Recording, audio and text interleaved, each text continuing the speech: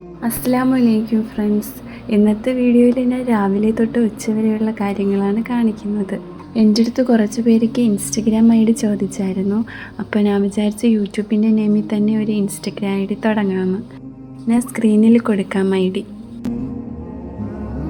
What you do in your good time will come to you in your difficult time. That's why I have to have a relationship with Allah. Stable, not when I need Him. Remember when we started? The stable relationship with Allah subhanahu wa ta'ala, it will pay back not only that moment, but when I am in a moment of need. എനിക്കൊരു comment വന്നായിരുന്നു, നമുക്ക് എങ്ങനെ toxic പീപ്പിളിനെ deal ചെയ്യാം, അതിനെക്കുറിച്ചൊരു video ചെയ്യുമെന്ന്. ഞാൻ എൻ്റെ point of വ്യൂവിൽ toxic പീപ്പിളിനെ എങ്ങനെ ഡീല് ചെയ്യാമെന്നതിനെക്കുറിച്ചൊരു ഐഡിയ പറഞ്ഞു തരാം. ഫസ്റ്റ് നമ്മൾ ടോക്സിക് പീപ്പിൾ എന്താണെന്നതിനെക്കുറിച്ച് മനസ്സിലാക്കണം. ചിലപ്പോൾ നമ്മളിൽ പലരും ടോക്സിക് ആയിരിക്കും. എപ്പോഴും നമ്മളെ ഇൻസൾട്ട് ചെയ്യുന്നവരായിരിക്കും. മറ്റുള്ളവരുടെ മുമ്പിൽ വെച്ച് നമ്മളെ അപമാനിക്കും, നമ്മുടെ ലുക്സ് വെച്ചിട്ട്, അല്ലെങ്കിൽ നമ്മുടെ കഴിവുകൾ, അല്ലെങ്കിൽ നമ്മൾ ചെയ്തു പോയ തെറ്റുകൾ. നമ്മളിപ്പോൾ നല്ലത് ചെയ്താലും അതിനെ കുറ്റം കണ്ടുപിടിച്ച് മറ്റുള്ളവരുടെ മുമ്പിൽ തെറ്റായി കാണിക്കും നമ്മളെ. പിന്നെ സ്വന്തം കാര്യത്തിന് വേണ്ടി മറ്റുള്ളവരെ യൂസ് ചെയ്യുന്ന ആൾക്കാരായിരിക്കും. പിന്നെ എപ്പോഴും ഒരാളുടെ നെഗറ്റീവ് മാത്രം കണ്ടുപിടിക്കുന്ന ഒരാളായിരിക്കും. എത്ര നല്ലത് ചെയ്താലും അവരറിയാതെ ചെയ്തു പോയ തെറ്റുകളോ അല്ലെങ്കിൽ പണ്ട് കാലത്ത് ചെയ്ത തെറ്റുകളോ അതൊക്കെ വെച്ച് അവരെ ജഡ്ജ് ചെയ്തുകൊണ്ടേ ഇരിക്കുന്ന ആളായിരിക്കും. മറ്റുള്ളവരുടെ ജീവിതം അവരുടെ കൺട്രോളിലായിരിക്കണം. അവർ പറയുന്നതൊക്കെ കേൾക്കാവൂ, അനുസരിക്കാവൂ, അവർ പറയുന്നത് പോലെ ജീവിക്കണം. പിന്നെ മറ്റുള്ളവരുടെ കോൺഫിഡൻസ് കളയുന്ന രീതിയിലുള്ള സംസാരമായിരിക്കും അവർക്ക്. പിന്നെ മറ്റുള്ളവരുടെ സന്തോഷത്തിൽ എപ്പോഴും വിഷമവും അസൂയൊക്കെ തോന്നുന്നവരായിരിക്കും. ഇങ്ങനെയുള്ളവർ സ്വയമേ ഒന്ന് ആലോചിക്കണം. നമ്മൾ മറ്റുള്ളവരുടെ ലുക്സോ അവരുടെ സൗണ്ടോ അല്ലെങ്കിൽ അവരുടെ ക്യാരക്ടർ വെച്ചൊക്കെ നമ്മൾ അവരെ കളിയാക്കുമ്പോൾ നമ്മളെ സൃഷ്ടിച്ചത് അള്ളാഹുവാണ്. അപ്പോൾ നമ്മൾ കളിയാക്കുന്നത് അള്ളാഹുവിൻ്റെ സൃഷ്ടിയാണ്. അപ്പോൾ അത് അള്ളാഹുവിനെ കളിയാക്കുന്നതിന് തുല്യമാണ്. ഞാൻ നിങ്ങൾക്ക് സ്വഹീഹ് മുസ്ലിമിലെ 2581 ഹദീസ് പറഞ്ഞു തരാം. അബൂ ഹുറൈറ റളിയല്ലാഹു അൻഹു റിപ്പോർട്ട് ചെയ്ത ഹദീസാണിത്. ഒരു ദിവസം നബി സല്ലല്ലാഹു അലൈഹി വസല്ലം സ്വഹാബിമാരോട് ചോദിച്ചു, നിങ്ങൾക്കറിയാമോ എൻ്റെ ഉമ്മത്തിലെ ദരിദ്രൻ ആരാണെന്ന്? അപ്പോൾ സ്വഹാബിമാർ പറഞ്ഞു, ഞങ്ങളുടെ ഇടയിലെ ദരിദ്രർ എന്ന് പറയുമ്പോൾ പണമോ സാധനങ്ങളോ ഒന്നും ഇല്ലാത്തവനാണ്. അപ്പോൾ നബി സല്ലല്ലാഹു അലൈഹി വസല്ലം പറഞ്ഞു, എൻ്റെ ഉമ്മത്തിലെ ദരിദ്രർ എന്നാൽ അവർ ഖിയാമത്ത് നാളിൽ നമസ്കാരം, നോമ്പ്, സക്കാത്ത് എന്നിവയായി വരും. എന്നാൽ അവൻ ചിലരെ ശപിച്ചു, ചിലരെ അപവാദം പറഞ്ഞു, ചിലരുടെ ധനം കഴിച്ചു, ചിലരുടെ രക്തം ചൊരിഞ്ഞു, ചിലരെ അടിച്ചു. അതുകൊണ്ട് അവൻ്റെ നല്ല പ്രവൃത്തികൾ അവൻ തെറ്റ് ചെയ്തവർക്ക് കൊടുക്കപ്പെടും. എന്നാൽ അവൻ്റെ നല്ല പ്രവൃത്തികൾ തീർന്നു പോയാൽ മറ്റുള്ളവരുടെ പാപങ്ങൾ അവൻ്റെ മേൽ ചുമത്തപ്പെടും. പിന്നെ അവനെ നരകത്തിലേക്ക് എറിയും. ഇതാണ് ഹദീസ്. നമ്മൾ ഇതുവരെ മറ്റുള്ളവരുടെ കുറ്റം പറഞ്ഞതും അവരെ കളിയാക്കിയതും അവരെ അപമാനിച്ചതും അവരുടെ സന്തോഷത്തിൽ നമ്മൾ അസൂയപ്പെട്ടതുമൊക്കെ കഴിഞ്ഞു. ഇനി നമുക്ക് അള്ളാഹുവിൻ്റെ അടുത്ത് തൗബ ചോദിക്കാൻ മാത്രമേ വഴിയുള്ളൂ. അതുകൊണ്ട് നമ്മൾ എല്ലാവരും തൗബ ചെയ്ത് അള്ളാഹുവിൻ്റെ അടുത്ത് ഇനി ഒരിക്കലും ചെയ്യില്ല എന്ന് വാക്ക് പറഞ്ഞ് നമ്മുടെ സ്വഭാവം നേരെയാക്കാൻ ശ്രമിക്കണം. തൗബ ചെയ്താൽ അള്ളാഹു നമ്മുടെ തെറ്റുകളെല്ലാം പുറത്തു തരും. ഇനി നമുക്ക് എങ്ങനെ ടോക്സിക് പീപ്പിളിനെ ഡീല് ചെയ്യാമെന്ന് നോക്കാം. നമ്മൾ എല്ലാവരും മനസ്സിൽ ഓർക്കേണ്ട കാര്യം, നമ്മൾ എല്ലാവരും ഈ ലോകത്ത് ജീവിക്കാൻ വന്നത് ഒറ്റയ്ക്കാണ്. എന്നിട്ട് നമ്മൾ മരിച്ചു പോകുന്നതും ഒറ്റയ്ക്കാണ്. ഖബറിൽ കിടക്കേണ്ടതും നമ്മൾ ചെയ്തു പോയ തെറ്റുകൾക്ക് ശിക്ഷ വാങ്ങേണ്ടതും എല്ലാം ഒറ്റയ്ക്കാണ്. അപ്പോൾ നമ്മൾ ഈ ലോകത്തിലെ ഒരാളിൽ നിന്നും സ്നേഹമോ സംരക്ഷണമോ ഒന്നും ആഗ്രഹിക്കരുത്. കാരണം നമ്മൾ എല്ലാവരും ഒറ്റയ്ക്കാവാനുള്ളവരാണ്. നമ്മൾ ചെയ്ത പ്രവൃത്തികൾ നമ്മൾ ഒറ്റയ്ക്ക് അനുഭവിക്കാനുള്ളവരാണ്. അപ്പോൾ നമ്മൾ മറ്റുള്ളവരിൽ നിന്നും ഒന്നും പ്രതീക്ഷിക്കാതെ ജീവിക്കണം. മറ്റുള്ളവർ നമ്മളെ കുറച്ചെങ്കിലും സ്നേഹിക്കുന്നുണ്ടെങ്കിൽ അത് തന്നെ ഏറ്റവും വലിയ കാര്യമെന്ന് പറഞ്ഞ് അൽഹംദുലില്ലാ പറഞ്ഞ് നമ്മൾ ജീവിക്കാൻ ശ്രമിക്കണം. പിന്നെ നമ്മളെ ആരെങ്കിലും അപമാനിക്കുകയോ നമ്മളെ വിഷമിപ്പിക്കുകയോ ഒക്കെ ചെയ്യുന്നെങ്കിൽ നമുക്ക് ഒരിക്കലും അവർ ടോക്സിക് എന്ന ലേബൽ നമുക്ക് കൊടുക്കാൻ അവകാശമില്ല. കാരണം അപ്പോൾ അവരും നമ്മളും തമ്മിൽ ഒരു വ്യത്യാസവും ഇല്ലാതായി പോവും. നമ്മൾ അറിവില്ലാത്ത കാലത്ത് എത്രയോ തെറ്റുകൾ ചെയ്തേക്കുന്നു. അതുപോലെ അവരും അവരുടെ അറിവില്ലാത്ത കാലത്ത് ചെയ്തു പോണ തെറ്റുകളാണ് ഇതൊക്കെ എന്ന് നമ്മൾ വിചാരിക്കണം. അവർ ചെയ്യുന്ന പ്രവൃത്തികളെല്ലാം ശൈത്താൻ അവരെ കൊണ്ട് ചെയ്യിപ്പിക്കുന്നതാണെന്ന് വിചാരിക്കണം. അല്ലെങ്കിൽ അള്ളാഹു അവരിലൂടെ നമുക്ക് പരീക്ഷണം തരുന്നതാണെന്നും വിചാരിക്കണം. നമ്മളെ മനഃപൂർവ്വം വിഷമിപ്പിക്കുന്നവർക്ക് അള്ളാഹു തന്നെ അതിനുള്ള ശിക്ഷ കൊടുത്തോളും. അതിന് ബെസ്റ്റ് ഉദാഹരണമാണ് സൂറത്തുൽ മസദ് അല്ലെങ്കിൽ ലഹബ്. ഇന്നത്തെ വീഡിയോയിൽ ഞാൻ സൂറത്തുൽ മസദിനെ കുറിച്ചും പറയുന്നുണ്ട്. ഈ ലോകത്ത് നമുക്ക് ഏറ്റവും കൂടുതൽ വേണ്ടത് ക്ഷമയാണ്. ക്ഷമിക്കുന്നവരോടൊപ്പമാണ് അള്ളാഹു ഉള്ളത്.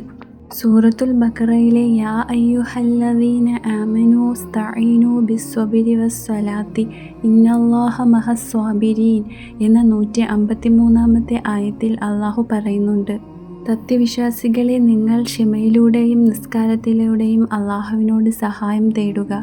തീർച്ചയായും അള്ളാഹു ക്ഷമിക്കുന്നവരോടൊപ്പമാണ്.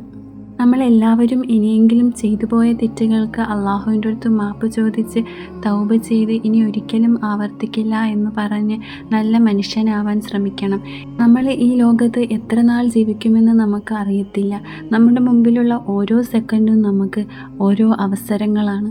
ഒരിക്കലും നമ്മൾ ചെയ്തു പോയ തെറ്റുകൾ അള്ളാഹു പുറത്തു തരൂലേ എന്ന് സംശയിക്കരുത്. കാരണം അത് അള്ളാഹുവിൻ്റെ കാരുണ്യത്തെ സംശയിക്കുന്നതിന് തുല്യമാണ്.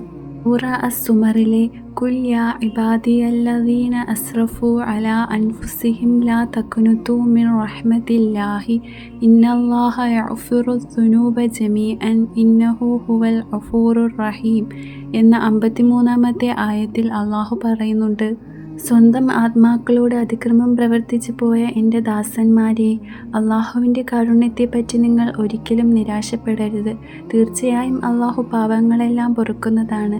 തീർച്ചയായും അവൻ തന്നെയാകുന്നു ഏറെ പൊറുക്കുന്നവനും കരുണാനിധിയും. ഇതുപോലെ അള്ളാഹുവിൻ്റെ കാരുണ്യത്തെക്കുറിച്ചും നമ്മൾ ചെയ്തു പോയ തെറ്റുകൾക്ക് അള്ളാഹു പുറത്തു തരുന്നതിനെക്കുറിച്ചും ഒരുപാട് ആയത്തുകൾ ഖുർആനിലുണ്ട്. അതുകൊണ്ട് ചെയ്തു പോയ തെറ്റുകൾ ഇനി ഒരിക്കലും അള്ളാഹു പുറത്തു തരൂല, എന്തായാലും നരകത്തിലല്ലേ, അതുകൊണ്ട് ഇനിയും തെറ്റുകൾ ചെയ്യാം എന്ന് വിചാരിച്ച് ഒരിക്കലും തെറ്റുകൾ ആവർത്തിക്കരുത്. അള്ളാഹു എന്തായാലും തൗബ ചെയ്താൽ നമ്മുടെ തെറ്റുകൾ പുറത്തു തരും. അതുകൊണ്ട് ഇനിയെങ്കിലും നമ്മൾ നല്ലൊരു മനുഷ്യനായി ജീവിക്കാൻ ശ്രമിക്കണം. ഇന്നത്തെ വീഡിയോയിൽ തഹജ്ജുദ് തൊട്ട് ളുഹറിന് ശേഷം വരെയുള്ള കാര്യങ്ങളാണ് കാണിക്കുന്നത്. ഇന്നുമ്മ ഫിഷ് ബിരിയാണി ഉണ്ടാക്കിയായിരുന്നു. പിന്നെ ഇത്ത പൈനാപ്പിൾ പുഡിങ്ങും ഉണ്ടാക്കി. ളുഹറൊക്കെ നിസ്കരിച്ച് കഴിഞ്ഞ ശേഷം പിന്നെ നമ്മൾ ബിരിയാണിക്ക് കഴിച്ചിട്ട് പുഡിങ്ങും കഴിച്ചു. പിന്നെ കുറച്ച് കഴിഞ്ഞപ്പോൾ ഞാൻ ഖുർആൻ ജേർണലിംഗ് ചെയ്യാൻ എടുത്തു. ഇന്ന് ഞാൻ പഠിക്കാൻ പോകുന്നത് സൂറത്തുൽ മസദാണ്. തബ്ബത് യദാ അബീ ലഹബ് എന്ന് പറഞ്ഞ് തുടങ്ങുന്ന സൂറത്താണിത്.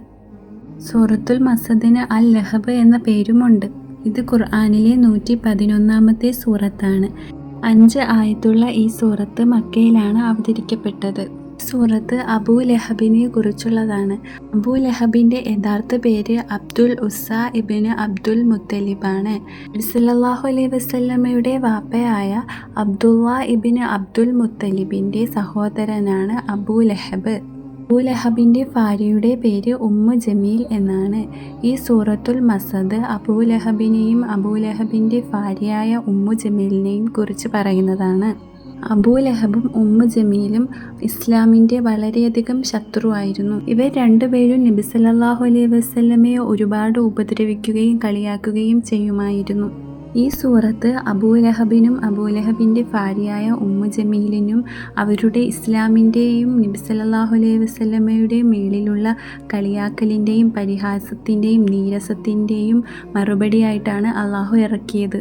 ഇനി ഈ സൂറത്തിൻ്റെ ഓരോ ആയത്തുകളുടെയും അർത്ഥം നോക്കാം. തബ്ബത് യദാ അബീ ലഹബിൻ വതബ്ബ, അബൂ ലഹബിൻ്റെ ഇരുകൈകളും നശിച്ചിരിക്കുന്നു, അവൻ നാശമടയുകയും ചെയ്തിരിക്കുന്നു. മാ അഅന അൻഹു മാലുഹു വമാ കസബ, അവൻ്റെ ധനമോ അവൻ സമ്പാദിച്ചു വെച്ചതോ അവന് ഉപകാരപ്പെട്ടില്ല.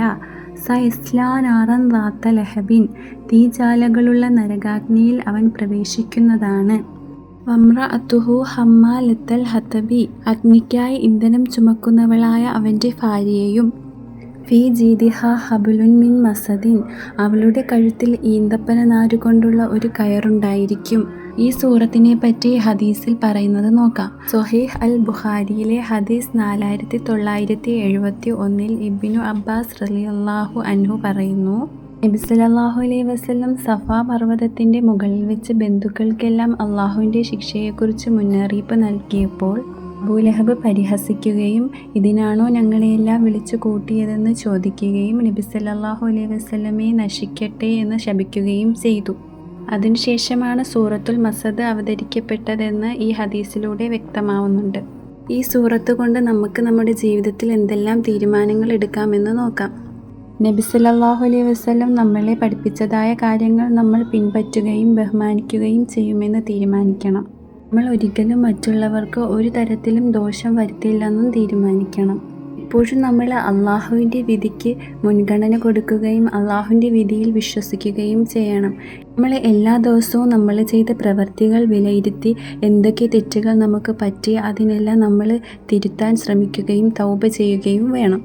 ഈ സൂറത്തുൽ മസദ് നമ്മൾ ഇന്ന് സംസാരിച്ച ടോക്സിക് പീപ്പിളിനെ എങ്ങനെ ഡീല് ചെയ്യാമെന്നതിനുള്ള ബെസ്റ്റ് ഉദാഹരണമാണ്. നബി സല്ലല്ലാഹു അലൈഹി വസല്ലമയെ അപമാനിച്ചതും ഉപദ്രവിച്ചതും പരിഹസിച്ചതുമായ ആളുകൾക്ക് അള്ളാഹു തന്നെ ശിക്ഷ കൊടുത്തു. അതുപോലെ നമ്മളെ ഉപദ്രവിക്കുന്നതും നമ്മളെ വിഷമിപ്പിക്കുന്നതുമായ ആളുകളെ നമ്മൾ ക്ഷമിക്കണം. ബാക്കിയെല്ലാം അള്ളാഹു നോക്കിക്കോളും. നമുക്ക് ഈ ലോകത്തിൽ ഏറ്റവും ആദ്യം വേണ്ടത് ക്ഷമയാണ്. പിന്നെ അള്ളാഹുവിലുള്ള വിശ്വാസവും. നമ്മൾ അള്ളാഹുവിൽ വിശ്വസിച്ചാൽ പിന്നെ നമ്മുടെ കാര്യങ്ങളെല്ലാം അള്ളാഹു നോക്കിക്കോളും.